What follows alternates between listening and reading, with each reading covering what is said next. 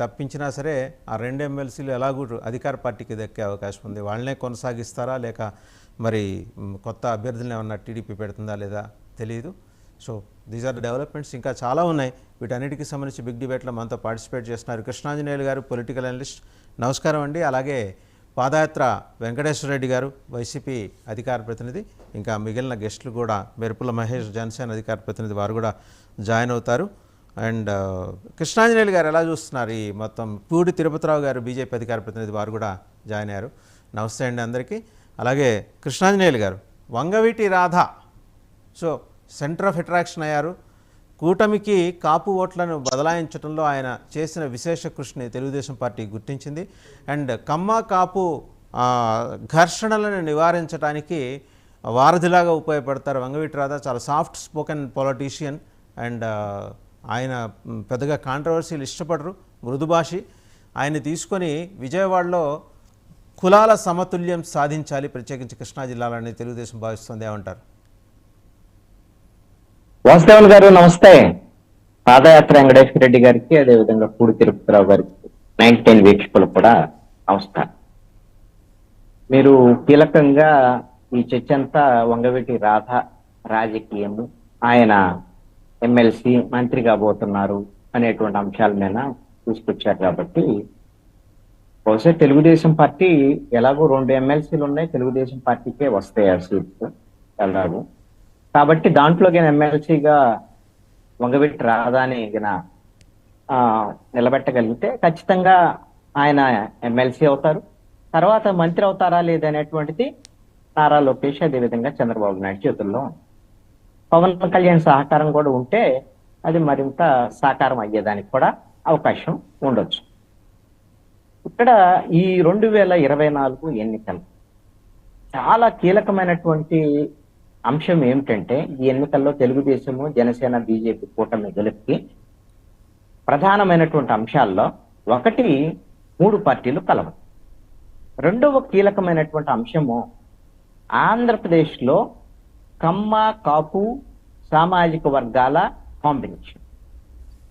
ఈ 2 వర్కౌట్ అయ్యాయి. 3 పార్టీలు కలవటం, ఈ 2 సామాజిక వర్గాలు ఓట్ షేరింగ్ కూడా పర్ఫెక్ట్ గా జరగటం.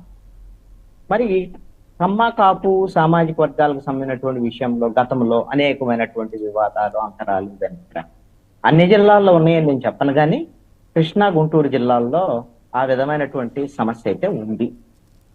వంగవీటి రంగా హత్య తర్వాత జరిగినటువంటి పరిణామాలు, ఆ తర్వాత కొనసాగుతున్నటువంటి అనేకమైనటువంటి అంశాలు ఈ 2 సామాజిక వర్గాల మధ్య కొంత అంతర్గతంగా విభేదాలు ఉన్నటువంటి మాట వాస్తవం.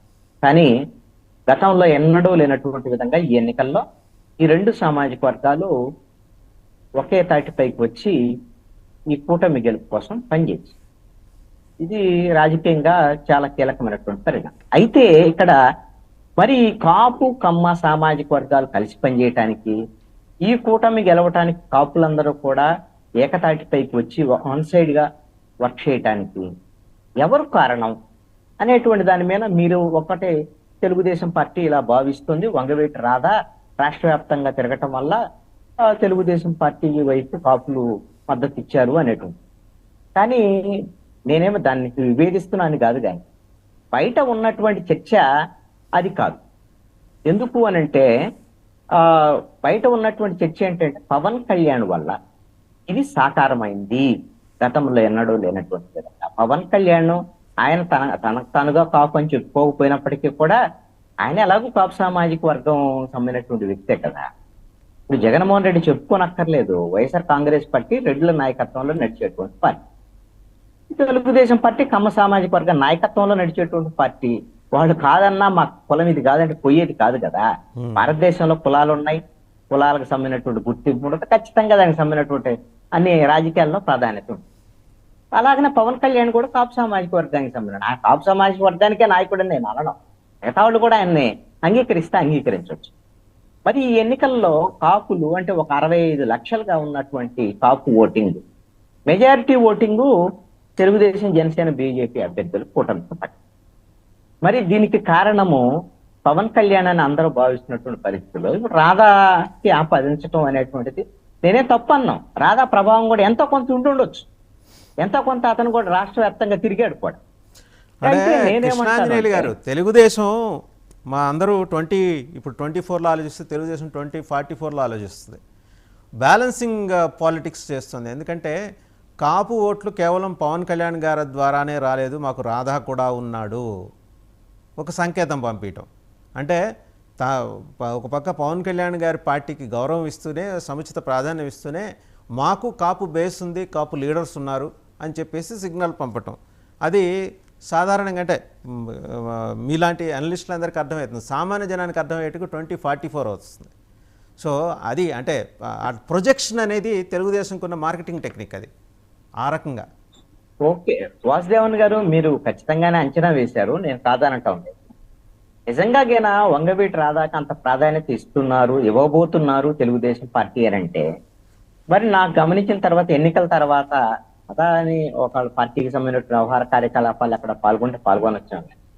ఇప్పుడు రాబోతున్నటువంటి ఎమ్మెల్సీ రెండిట్లో రాధా నిలబడబోతున్నారు, రాధాకి ఇవ్వబోతున్నారు అనేటువంటిది ఇది లీకేజ్ తప్ప ఎక్కడా మరి నాకు తెలుగుదేశం పార్టీ నాయకులు మాట్లాడినటువంటి సందర్భం ఎక్కడ. ఒకటి, ఆయన మంత్రి అవుతాడు, ఆయన కోసం ఒక సీటు కట్టిగా పెట్టారు, ఇవన్నీ అనుకుంటే అనుకోవచ్చు, తప్పేం లేదు.